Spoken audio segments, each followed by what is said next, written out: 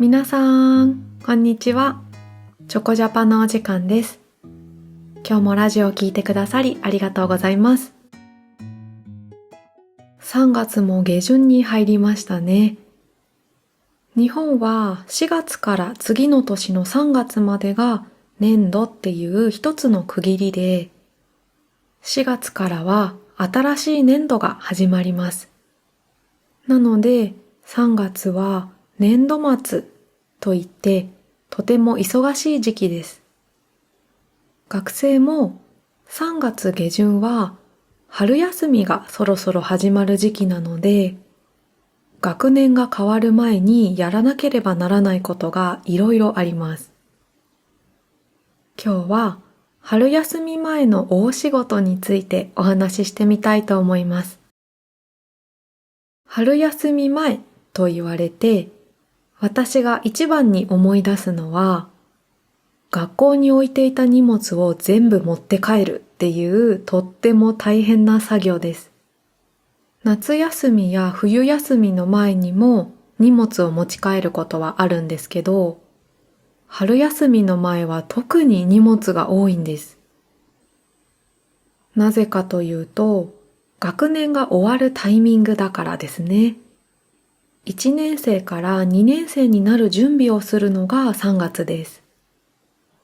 学校には一人一つ荷物を入れられるロッカーがありますよね。ここにいろんな荷物を入れます。このロッカーには置き弁といって、宿題で使わない教科書とか資料集とかプリントを置いておくことができます。毎日宿題で使わない教科書をランドセルやカバンに入れて登下校するのはもうすごく重くて大変ですからね。でも学年が変わると、そのロッカーは自分のものじゃなくなるので、そこに置いてた教科書は全部持って帰らないといけません。これがまあ大変なんですよ。置いてた教科書ってどれも分厚くてすごく重いものが多いんです。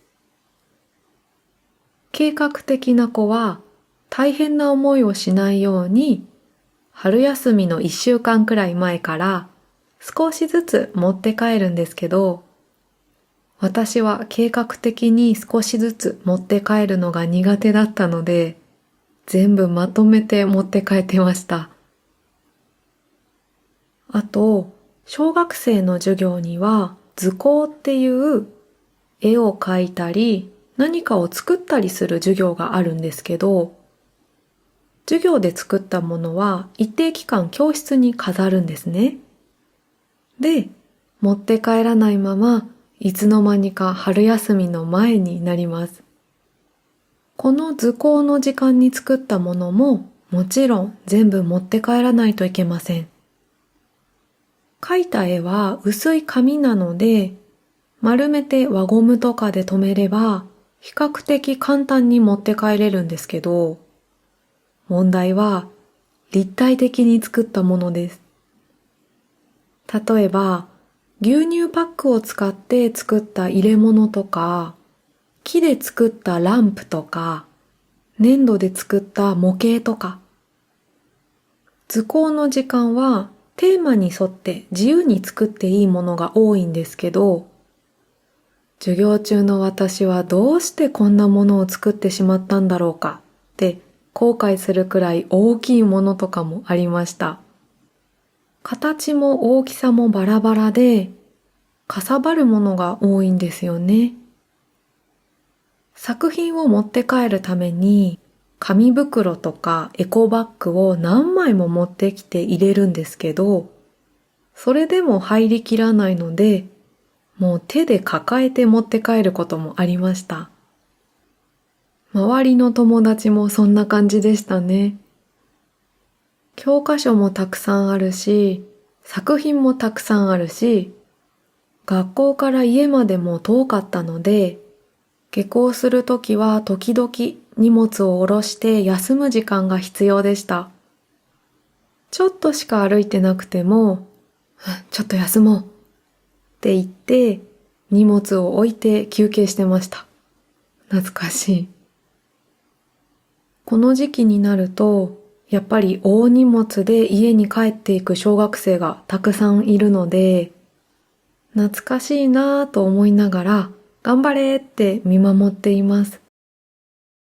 皆さんの学生時代はどうでしたか？学年が変わる前に、日本の小学生のような大仕事はありましたか？思い出のエピソードなどがあったらぜひ教えてください。それでは、また次のチョコジャパでお会いしましょう。またねー。